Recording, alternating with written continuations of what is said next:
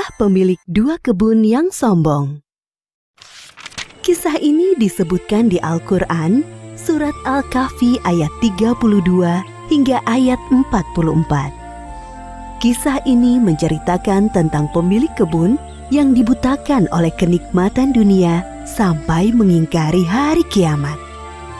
Allah memberikan pelajaran bagi kita melalui kisah ini tentang akibat seseorang yang sombong dengan menimpakan musibah berupa angin topan yang dahsyat menghancurkan perkebunannya.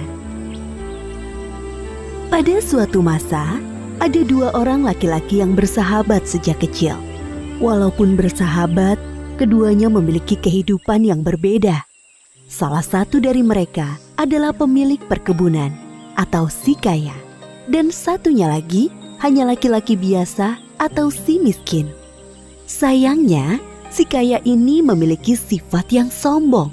Kesombongan si kaya disebabkan karena ia memiliki dua kebun anggur yang sangat luas. Masing-masing kebun anggurnya dikelilingi pohon kurma yang lebat. Di tengah-tengah kebun mengalir sungai yang airnya sangat jernih. Sungguh indah sekali penampakan kebun itu, membuat mata seakan tak ingin lepas memandangnya. Wahai saudaraku, lihatlah kebunku yang luas ini. Pohon anggurnya tidak pernah berhenti berbuah dan sangat enak rasanya saat dimakan. Apalagi pohon-pohon kurma yang selalu tumbuh lebat setiap hari, membuatku sangat bahagia. Benar saudaraku, kebunmu sangat luas dan setiap panen hasilnya selalu melimpah. Aku sangat yakin kebunku tidak akan pernah berhenti berbuah. Sekarang aku benar-benar telah menjadi orang yang paling kaya. Tapi ingat wahai saudaraku, semua ini hanyalah pemberian dari Allah. Jangan sampai kau menjadi sombong dan lupa untuk bersyukur kepadanya, Sang Maha Pemberi Rizki. Si kaya seolah-olah tidak mendengarkan nasihat dari sahabatnya. Ia lebih fokus memperhatikan perkebunannya dengan perasaan sombong dan bahagia. Keesokan harinya, si kaya pergi ke rumahnya dan melihat harta yang dikumpulkan dari penjualan hasil kebun. Ia pun berniat untuk mengumpulkan harta lebih banyak lagi. Kalau setiap minggu hasil panenku selalu bagus, aku yakin pasti hartaku tidak akan habis sampai berpuluh-puluh tahun lamanya. Setiap hari kebun anggur si kaya selalu tumbuh dengan baik dan subur. Hal itulah yang menjadikannya semakin bertambah kaya. Tidak ada sedikit pun niat untuk menyedekahkan harta kepada orang yang membutuhkan. Seiring dengan bertambah harta, bertambah pula kesombongannya. Suatu ketika, si miskin datang berkunjung untuk menasehatinya dengan bahasa yang halus. Tetapi si kaya merespon dengan kata-kata yang menyakitinya. Aku tahu kau iri dengan kehidupanku. Hartaku lebih banyak daripada hartamu. Dan aku memiliki banyak anak buah yang membantuku. Sama sekali tidak wahai saudaraku. Walaupun hartaku lebih sedikit dan tidak memiliki anak buah sepertimu, aku hanya khawatir kepadamu kelak di akhirat.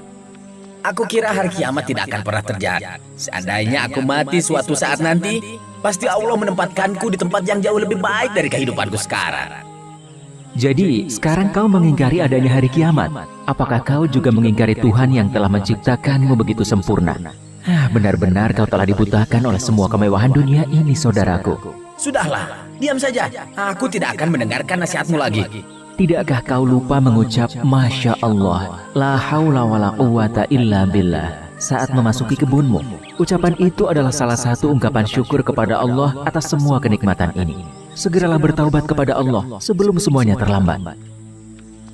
Si kaya tetap tidak mau mendengarkan nasihat si miskin. Ia mengusir si miskin karena merasa sahabatnya terlalu iri dengan semua harta yang dimilikinya.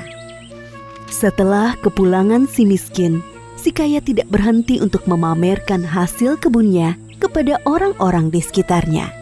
Ia menjadi sangat sombong dan angkuh dari sebelumnya. Malam itu, hujan turun dengan sangat deras. Suara petir menggelegar di langit. Anehnya, si kaya sama sekali tidak terbangun dengan suara itu. Ia malah asik tertidur.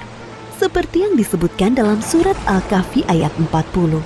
Dan Dia Allah mengirimkan petir dari langit ke kebunmu, sehingga kebun itu menjadi tanah yang licin. Keesokan harinya, si kaya bangun dari tidurnya dengan puing-puing rumah yang hancur dan hartanya lenyap tak bersisa. Kemudian ia teringat akan kebunnya dan bergegas pergi ke sana.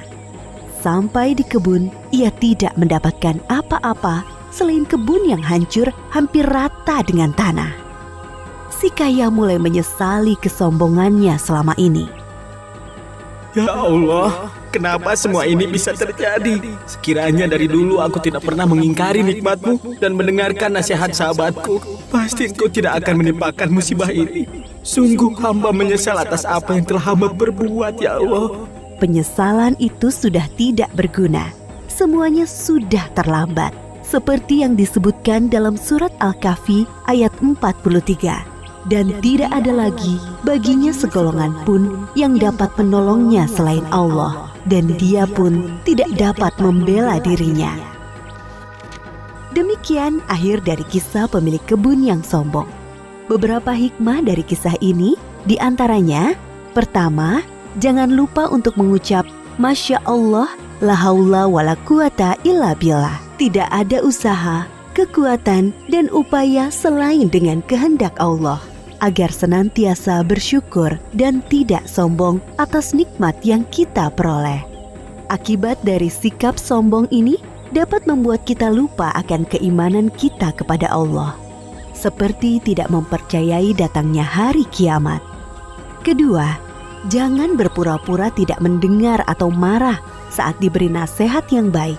Bisa jadi nasihat itu merupakan teguran dari Allah melalui lisan orang lain. Ketiga, kehidupan di dunia ini hanya sementara.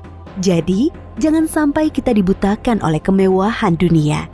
Padahal kehidupan akhirat yang kekal sudah menunggu kita. Wallahu a'lam bishawab.